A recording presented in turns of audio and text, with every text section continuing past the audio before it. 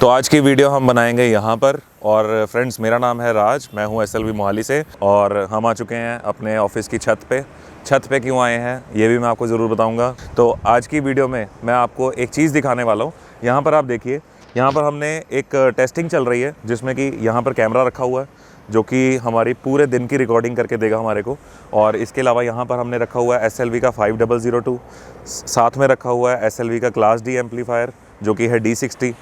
इसके ऊपर एक मिक्सर रखा हुआ है, उसमें एक पेन ड्राइव लगी हुई है। और पीछे जो आप देख रहे हैं ग्रीन कलर के, ये बम नहीं है, ये कोई पटाखे नहीं है, ये है लोड रेजिस्टेंस। इससे जो है एम्पलीफायर का लोड टेस्ट किया जाता है। और आज हम जो करने वाले हैं ये इसको बोलते हैं एजिंग टेस्ट। अब एजिंग टेस्ट क्या होता है और ये करना क्यों ज़रूरी है, या मैं आज आपको इस वीडियो में क्यों दिखा रहा हूँ, ये मैं आपको बताऊँगा इसी एक वीडियो में। इस वीडियो को पूरा ज़रूर देखेगा क्योंकि आज मैं आपको देने वाला हूँ कुछ टिप्स आपके काम की रहने वाली है। और टिप्स कुछ ऐसी रहेंगी कि अगर आप एम्पलीफायर यूज़ करते हैं, यानी कि चाहे आप डीजे का काम कर रहे हो, चाहे साउंड का काम कर रहे हो, आप जैसे कि एम्पलीफायर यूज़ करते हैं तो आप अपने एम्पलीफायर को किस तरह से सेफ़ रख सकते हैं, किस तरह से उसकी लाइफ जो है और बढ़िया कर सकते हैं, जल्दी ना ख़राब हो, जल्दी आपको दिक्कत ना करे, और कैसे आपने एम्पलीफायर के ऊपर लोड मैच करना है, इम्पीडेंस मैच करना है। ये सारी चीज़ें ये सुनने में बड़ी टेक्निकल लगती हैं, लेकिन आज मैं जिस तरीके से आपको बताऊँगा आपको एक बार में जो है बढ़िया समझ आ जाएगा और सारी ज़िंदगी के लिए समझ आ जाएगा। तो इस वीडियो को पूरा ज़रूर देखेगा।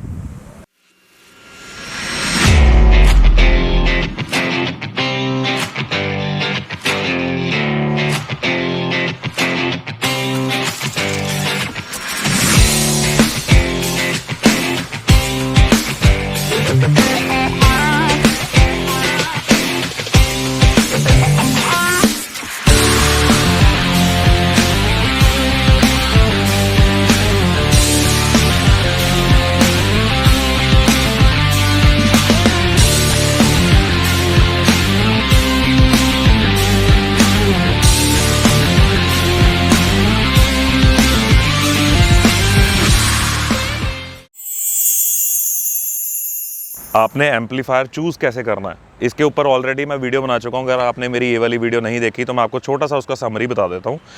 आपका एम्पलीफायर जब आप चूज़ करते हो, आपने देखनी है अपने स्पीकर की वॉटेज। अगर आप स्पीकर पहले ले चुके हो तो आपने एम्पलीफायर उससे बड़ी पावर का लेना है।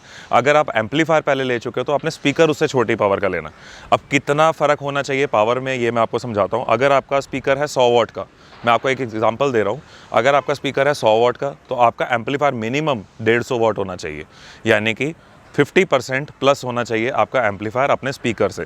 ऐसा क्यों, मैं आपको समझाता हूँ। अगर आपका स्पीकर का RMS पावर है 100 वाट, यानी कि रूट मीन स्क्वायर, आपका अगर स्पीकर का RMS पावर है 100 वाट, उसका कॉन्टीन्यूस पावर जो है वो रहेगा करीबन 150 वाट, और उसका पीक पावर जो है वो रहेगा 200 वाट। यानी कि अगर उसको हम 200 वाट का करंट देंगे तो वो स्पीकर जो है 3 या 2 सेकंड के अंदर अंदर उड़ जाएगा, और उससे होगा क्या, आपका नुकसान। तो अब आपने देखना क्या है, अगर आपका स्पीकर का RMS पावर जो है वो 100 वाट है, आप उसमें जब मिक्सर से गेन बढ़ाते हैं तो वो स्पीकर अपनी जगह से, आप कह सकते हो कॉन्टीन्यूस पावर में चेंज होती है इसकी पावर। यानी कि 100 वाट RMS है, वो मिनिमम लोड चाहिए उसको एम्पलीफायर से। अब उसको जब आप मिक्सर से गेन दे रहे हैं, और कितना गेन दे रहे हैं उस पर भी डिपेंड करता है, तो वो अपना जो पावर है वो चेंज करता है और वो 150 वाट तक भी जा सकता है। तो आपने पहले ही जो अपना एम्पलीफायर है वो थोड़ा सा ज़्यादा रखना है ताकि आपको एम्पलीफायर पर क्लिपिंग भी कम आए, आपको साउंड क्वालिटी भी अच्छी मिले। अगर आपने 100 वाट के स्पीकर के लिए 100 वाट का ही एम्पलीफायर ले लिया, उससे होगा क्या कि आपका एम्पलीफायर जो है वो क्लिप जल्दी करेगा और जल्दी हीट हो जाएगा, या फिर आपको स्पीकर में से साउंड क्वालिटी जैसी आनी चाहिए वैसी नहीं आ पाएगी। तो ये थी टिप नंबर 1। अब टिप नंबर 2 पे चलते हैं। टिप नंबर 2 है कि इम्पीडेंस। इसके ऊपर भी जो मैं ऑलरेडी वीडियो बना चुका हूँ, आप में से काफ़ी लोगों ने देखी होगी, शायद काफ़ी लोगों ने नहीं देखी होगी। डिटेल में समझना चाहते हो तो इस वीडियो को ज़रूर देखना। इम्पीडेंस यानी कि जब आप एक स्पीकर की बात करते हैं उसका इम्पीडेंस 8 ओम भी हो सकता है, वॉइस कॉइल जो है 16 ओम में भी आती है, 4 ओम में भी आती है। तो सबसे पहले आपने अपने स्पीकर का इम्पीडेंस देखना है कि उसका इम्पीडेंस कितना है। आप में से जितने भी लोग प्रोफेशनल एम्पलीफायर्स जो यूज़ करते हैं उनको ये बात पता होगी कि ये जितने भी एम्पलीफायर्स होते हैं ये इम्पीडेंस मैच करके चलाने होते हैं। अब फाइनली ये वर्ड्स टेक्निकल हैं तो मैं ईजी भाषा में वापस से समझाता हूँ। इम्पीडेंस यानी कि आपका 8 ओम का एक स्पीकर है, अगर आप उसको पैरेलली कनेक्ट कर देते हो तो वो बन जाता है 4 ओम। जैसे जैसे पैरेलल कनेक्शन में आप स्पीकर बढ़ाते रहोगे वैसे वैसे ओम इम्पीडेंस जो है, यानी कि ओम जो है वो घटता जाएगा, और जैसे जैसे आप सीरीज़ में कनेक्शन करोगे वैसे वैसे जो आपका इम्पीडेंस है वो बढ़ता जाएगा। तो आपने जो है अपना इम्पीडेंस मैच करके चलाना है। प्रोफेशनल एम्पलीफायर जितने भी आते हैं ज़्यादातर आपको 16 ओम, 8 ओम या फिर 4 ओम या फिर 2 ओम, 2 ओम पे भी काफ़ी कम एम्पलीफायर स्टेबल होते हैं। लेकिन आपने ये चीज़ का ज़रूर ध्यान रखना कि आपका इम्पीडेंस जो है वो करेक्ट रहना चाहिए, इम्पीडेंस गलत नहीं होना चाहिए जिस वजह से आपका एम्पलीफायर ख़राब हो। टिप नंबर 3 में जो मैं आपको बताऊंगा ये बहुत ही ज़्यादा आपके काम की है और काफ़ी लोग आप में से ये गलती ज़रूर करते हैं। आप लोग क्या करते हैं कि वॉल्यूम जो एम्पलीफायर का है उसको बिल्कुल 20-30% खोल देते हैं और मिक्सर से जो है गेन पूरा बढ़ा देते हैं। उससे होता क्या है कि आपका जो मिक्सर है वो क्लिपिंग पे जाना शुरू कर देता है और आपका एम्पलीफायर भी कहीं ना कहीं क्लिपिंग पे जाना शुरू कर देता है। उससे क्या होता है कि आपका एम्पलीफायर कहीं ना कहीं ओवरहीट भी हो सकता है, आपका जो साउंड क्वालिटी है उसमें डिस्टॉर्शन भी आ सकती है, क्लिपिंग के कारण जो है THD बढ़ सकता है। THD क्या होता है ये आप यहाँ पर देख सकते हैं और इसके बारे में अगर और जानना चाहते हैं आप गूगल कर सकते हैं। तो इतना ज़्यादा टेक्निकल मैं नहीं समझाऊंगा क्योंकि अदरवाइज आप वीडियो छोड़ के चले जाओगे। मैं आपको इतनी सलाह दूंगा कि आपने चाहे स्पीकर कोई सा भी हो, चाहे छोटा हो चाहे बड़ा हो, आपने एम्पलीफायर का वॉल्यूम जो है वो फुल रखना है, 100% पे रखना है। और दूसरी बात, आपने जो अपना गेन कंट्रोल करना है वो या तो आप अपने क्रॉसओवर से कीजिए या फिर आप अपने मिक्सर से कीजिए। ट्राई कीजिए 0 dB जो है सबसे बेस्ट वैल्यू है आपके साउंड क्वालिटी के लिए। तो 0 dB आप अपने मिक्सर से मेंटेन कीजिए, आप अपने क्रॉसओवर से मेंटेन कीजिए, आपको जो है क्वालिटी बहुत शानदार आएगी और आपका एम्पलीफायर, स्पीकर, एवरीथिंग सब कुछ सेफ रहेगा।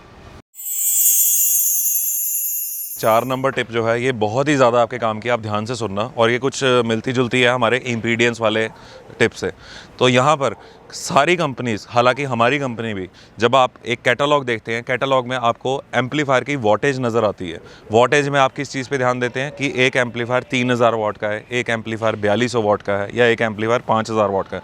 वो जो वॉटेज है वो ज़्यादातर मैन्युफैक्चरर्स जो हैं वो शो करते हैं अपनी ब्रिज पावर, यानी कि आपका एम्पलीफायर ब्रिज मोड पे कितना वॉटेज मैक्सिमम दे देता है, वो एक एम्पलीफायर की मैक्सिमम पावर होती है।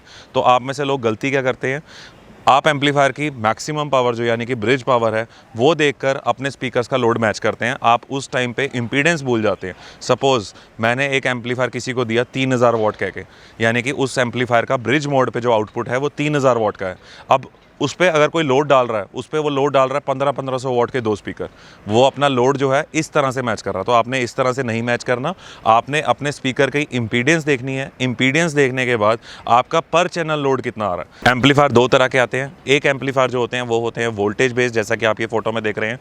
इस तरह के अगर आप एम्पलीफायर यूज़ कर रहे हैं तो इसमें जो है वोल्ट करंट जो है वो मेन प्रियोरिटी रहता है। लेकिन अगर आप प्रोफेशनल एम्पलीफायर यूज़ करते हैं, जैसा कि इस फोटो में आप देख रहे हैं, अगर इस तरह के स्टीरियो एम्पलीफायर्स आप यूज़ करते हैं तो इसमें सबसे प्रायोरिटी जो होती है वो होती है इम्पीडेंस, देन आपका लोड। तो आपने इम्पीडेंस और लोड ये दोनों चीज़ें देखकर जो है अपना एम्पलीफायर यूज़ करना है, तो आपका एम्पलीफायर जो है वो कभी भी ख़राब नहीं होगा। तो ये टिप देने का समरी जो है वो ये है कि आपने अब जब नेक्स्ट टाइम एम्पलीफायर परचेज़ करना है, आपने उसका ब्रिज पावर नहीं देखना, आपने उसका 4 ओम का अगर आपका लोड है तो आप 4 ओम की पावर देखिए, अगर आपका 2 ओम का लोड है तो आप 2 ओम की पावर देखिए। आप ब्रिज मोड जो है उसको सेकेंडरी ऑप्शन रख सकते हैं। ब्रिज मोड के अगर आप कोई एम्पलीफायर यूज़ करते हैं तो आपका एम्पलीफायर जो है वो मोनो बन जाता है, वो स्टीरियो नहीं रहता, वो आपका मोनो एम्पलीफायर कहलाता है।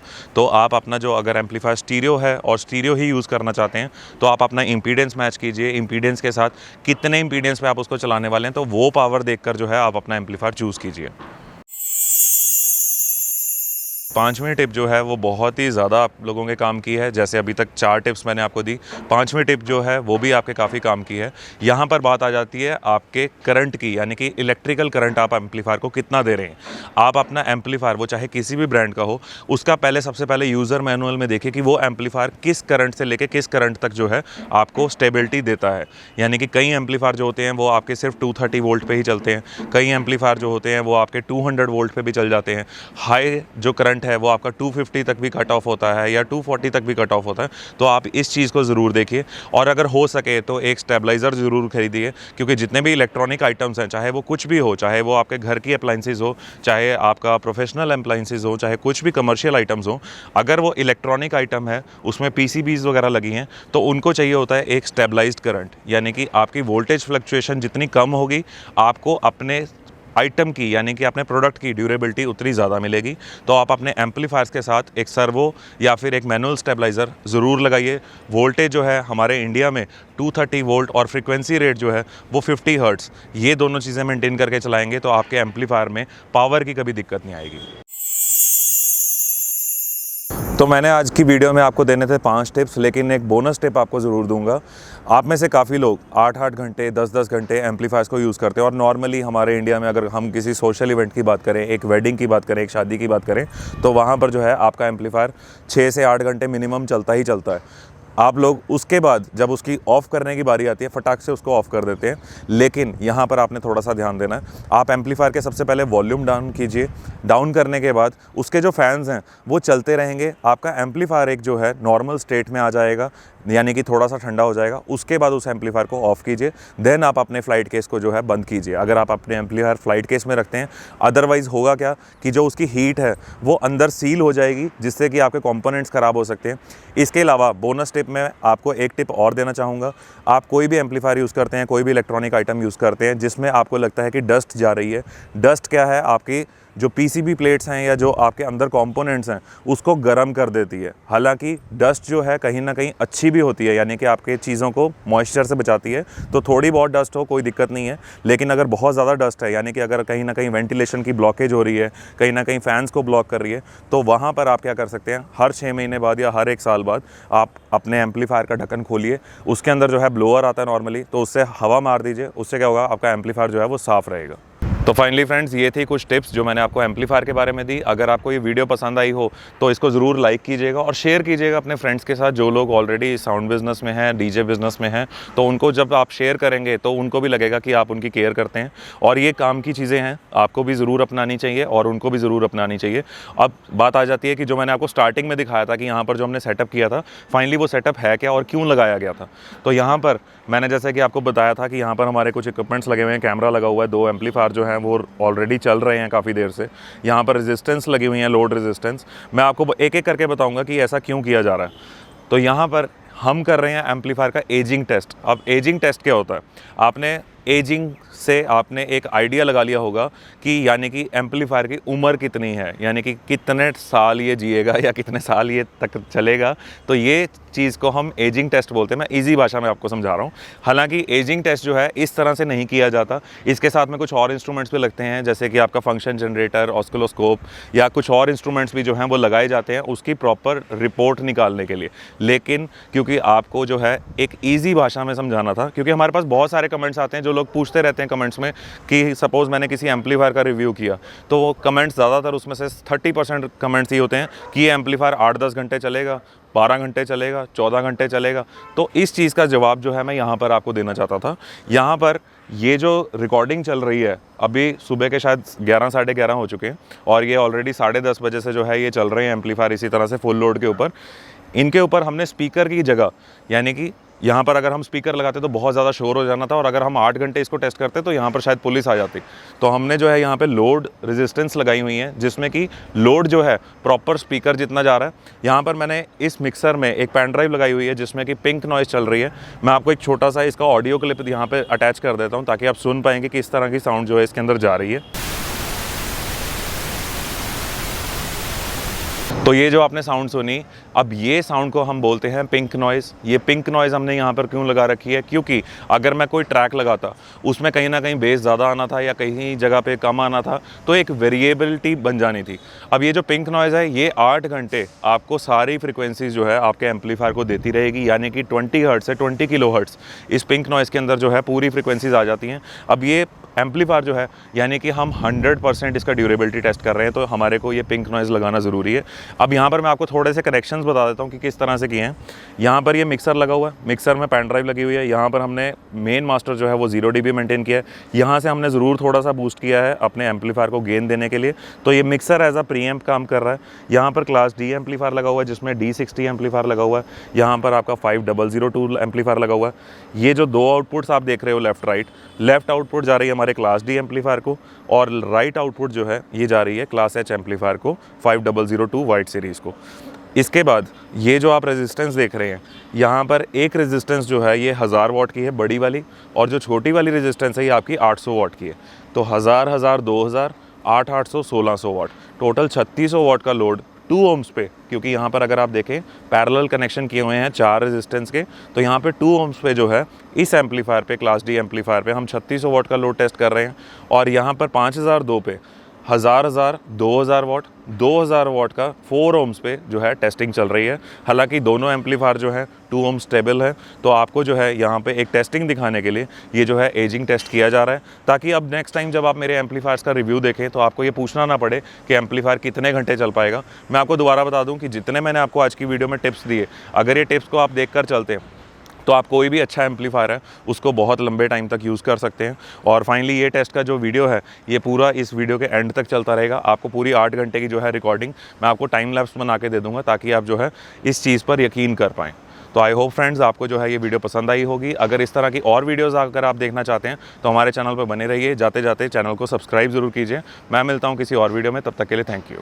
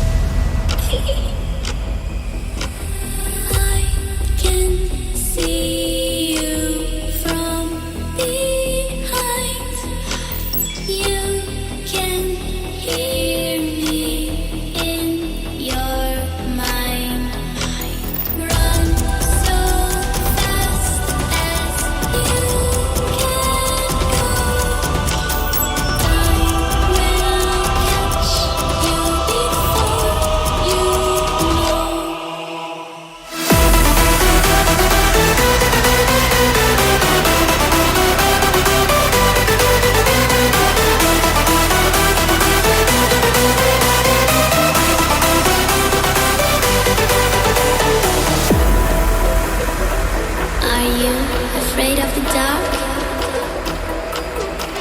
Are you scared?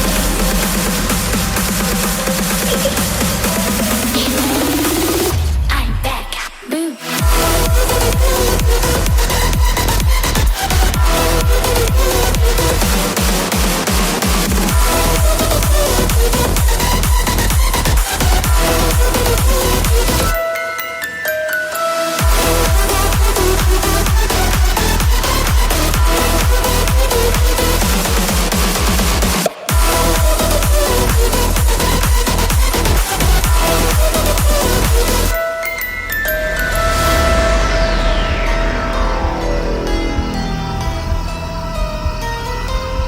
Lock the door.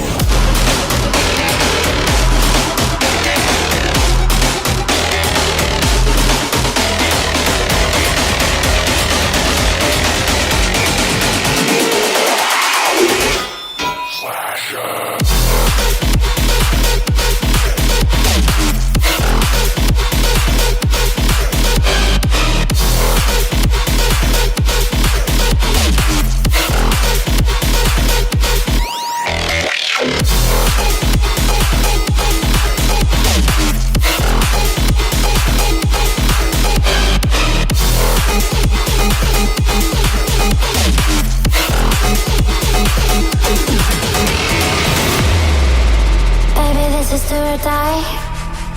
Feel it in my veins tonight. Emotional suicide. You know it's an eye for eye. I didn't wanna walk the plank. No, but the Mariona, it came like the thunder. I was on my way to going under. Swimming in the pain, yeah, I was covered in a tidal wave, in a tidal wave. But I'm a fighter. Try to take me down, I'm going higher. Baby, you've been playing with some fire. You've been playing with fire. One day you'll see what you made of me. Found my enemies. You are to release in the dead of night.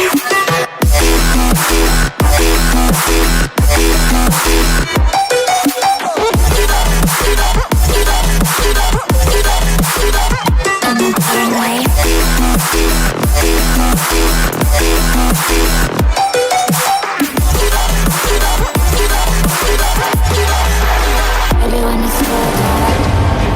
Storm is coming, so you better start running. No, you can't control, feel it in my bones. I'm coming for the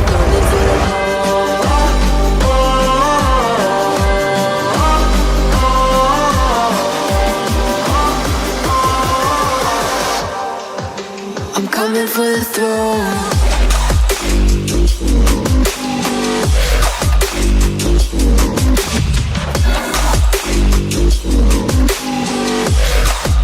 I'm coming for the throne.